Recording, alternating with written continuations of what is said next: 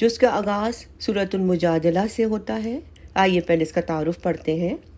اس صورت میں بنیادی طور پر 4 اہم موضوعات بیان کیے گئے ہیں۔ پہلا موضوع زہار کا ہے۔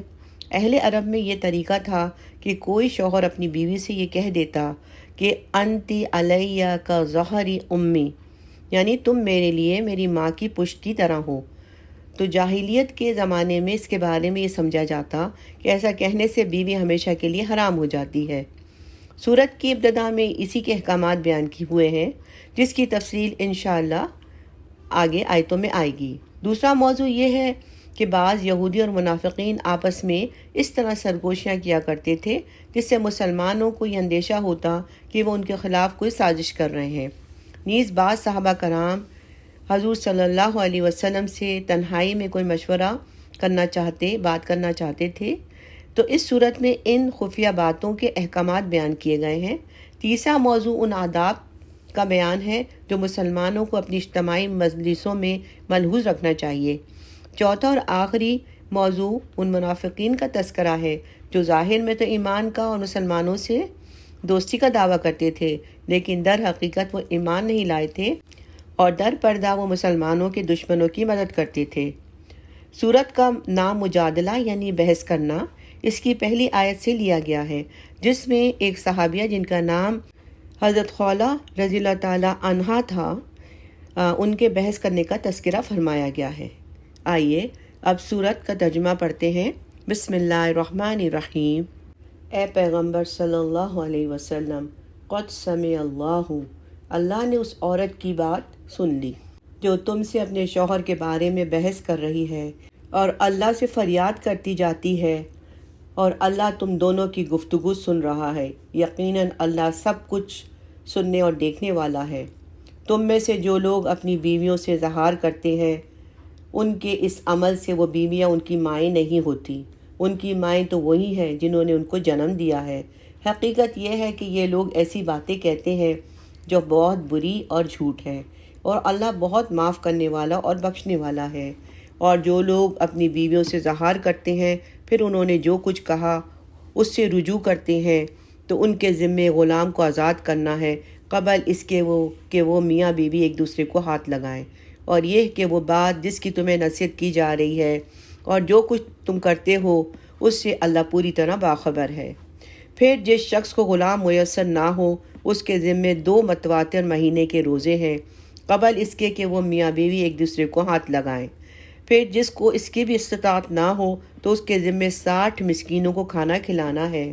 یہ اس لیے تاکہ تم اللہ اور اس کے رسول پر ایمان لاؤ، اور یہ اللہ کی مقرر کی ہوئی حدیں ہیں اور کافروں کے لیے دردناک عذاب ہے۔ یقین رکھو کہ جو لوگ اللہ اور اس کے رسول کی مخالفت کرتے ہیں وہ ایسے ہی ذلیل ہوں گے جیسے ان سے پہلے لوگ ذلیل ہوئے تھے، اور ہم نے کھلی کھلی آیتیں نازل کر دی ہیں، اور کافروں کے لیے ایسا عذاب ہے جو خوار کر کے رکھ دے گا۔ اسی دن جب اللہ ان سب کو دوبارہ زندہ کرے گا، پھر انہیں بتائے گا کہ انہوں نے کیا کچھ کیا تھا۔ اللہ نے اسے گن گن کر محفوظ کر رکھا ہے، اور یہ اسے بھول گئے ہیں، اور اللہ ہر چیز کا گواہ ہے۔ کیا تم نے نہیں دیکھا کہ آسمانوں اور زمین میں جو کچھ ہے اللہ اسے جانتا ہے؟ کبھی 3 آدمیوں میں کوئی سرگوشی ایسی نہیں ہوتی جس میں چوتھا وہ نہ ہو، اور نہ 5 آدمیوں میں کوئی سرگوشی ایسی ہوتی ہے جس میں چھٹا وہ نہ ہو، اور چاہے سرگوشی کرنے والے اس سے کم ہو یا زیادہ، وہ جہاں بھی ہوں اللہ ان کے ساتھ ہوتا ہے۔ پھر وہ قیامت کے دن انہیں بتائے گا کہ انہوں نے کیا کچھ کیا تھا۔ بے شک اللہ ہر چیز کو جاننے والا ہے۔ کیا تم نے ان لوگوں کو نہیں دیکھا جنہیں سرگوشی کرنے سے منع کر دیا گیا تھا، پھر بھی وہ وہی کام کرتے ہیں جس سے انہیں منع کیا گیا تھا؟ وہ ایک دوسرے کے ساتھ ایسی سرگوشیاں کرتے ہیں جو گناہ اور زیادتی اور نافرمانی پر مشتمل ہیں۔ اور اے پیغمبر صلی اللہ علیہ وسلم، جب وہ تمہارے پاس آتے ہیں تو تمہیں ایسے طریقے سے سلام کرتے ہیں جس سے اللہ نے تمہیں سلام نہیں کیا، اور اپنے دلوں میں کہتے ہیں ہم جو کچھ کہہ رہے ہیں اس پر اللہ ہمیں سزا کیوں نہیں دے دیتا؟ جہنم ہی ہے ان کی خبر لینے کے لیے کافی، اور اسی میں جا پہنچیں گے، اور وہ پہنچنے کی بری جگہ ہے۔ اے ایمان والو، جب تم آپس میں ایک دوسرے سے سرگوشی کرو تو ایسی سرگوشی نہ کرو جو گناہ، زیادتی اور رسول کی نافرمانی پر مشتمل ہو۔ ہاں، ایسی سرگوشی کرو جو نیک کاموں اور تقوی پہ مشتمل ہو۔ اور اللہ سے ڈرتے رہو جس کے پاس تم سب کو جمع کر کے لے جایا جائے گا۔ ایسی سرگوشی تو شیطان کی طرف سے ہوتی ہے تاکہ وہ ایمان والوں کو غم میں مبتلا کرے، اور وہ اللہ کے حکم کے بغیر انہیں ذرا بھی نقصان نہیں پہنچا سکتا۔ اور مومنوں کو اللہ ہی پر بھروسہ رکھنا چاہیے۔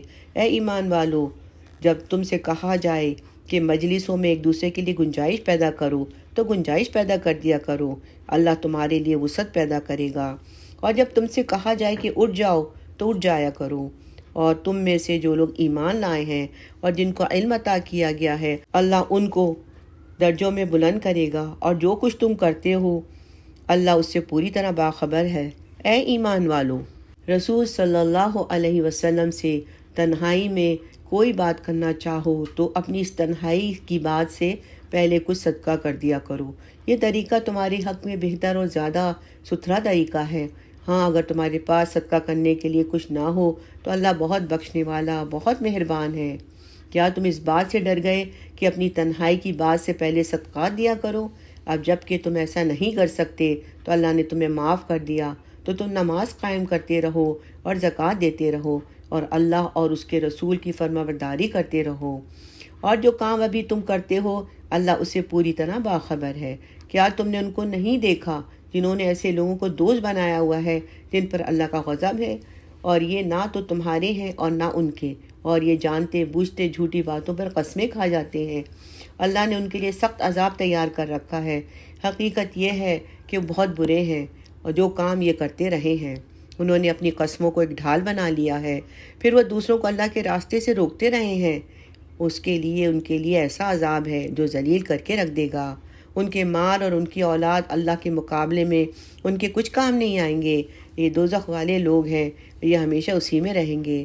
جس دن اللہ ان سب کو دوبارہ زندہ کرے گا تو ان کے سامنے بھی یہ اسی طرح قسمیں کھائیں گے جیسے تمہارے سامنے کھاتے تھے، اور یہ سمجھیں گے کہ انہیں کوئی سہارا مل گیا۔ یاد رکھو یہ لوگ بالکل جھوٹے ہیں۔ ان پر شیطان نے پوری طرح قبضہ جما کر انہیں اللہ کی یاد سے غافل کر دیا ہے۔ یہ شیطان کا گروہ ہے، یاد رکھو شیطان کا گروہ ہی نامراد ہونے والا ہے۔ بے شک جو لوگ اللہ اور اس کے رسول کی مخالفت کرتے ہیں وہ ذلیل ترین لوگوں میں شامل ہیں، نعوذ باللہ۔ اللہ نے یہ بات لکھ دی ہے کہ میں اور میرے پیغمبر صلی اللہ علیہ وسلم ضرور غالب آئیں گے۔ یقین رکھو اللہ بڑی قوت والا اور بڑے اقتدار والا ہے۔ ان اللہ قوی عزیز۔ جو لوگ اللہ اور آخرت کے دن پر ایمان رکھتے ہیں ان کو تم ایسا نہیں پاؤ گے کہ وہ ان سے دوستی رکھتے ہوں جنہوں نے اللہ اور اس کے رسول کی مخالفت کی ہے، چاہے وہ ان کے باپ ہوں یا ان کے بیٹے ہوں یا ان کے بھائی ہوں یا ان کے خاندان والے۔ یہ وہ لوگ ہیں جن کے دلوں میں اللہ نے ایمان نقش کر دیا ہے اور اپنی روح سے ان کی مدد کی ہے، اور انہیں وہ ایسے باغوں میں داخل کرے گا جن کے نیچے نہریں بہتی ہوں گی، جہاں وہ ہمیشہ رہیں گے۔ اللہ ان سے راضی ہو گیا اور وہ اللہ سے راضی ہو گئے۔ رضی اللہ عنہ ورضوا عنہ، اولئک حزب اللہ۔ یہی اللہ کا گروہ ہے۔ یاد رکھو اللہ کا گروہ ہی فلاح پانے والا ہے۔ سبحان اللہ۔ یہاں پر سورہ المجادلہ کا اختتام ہوا۔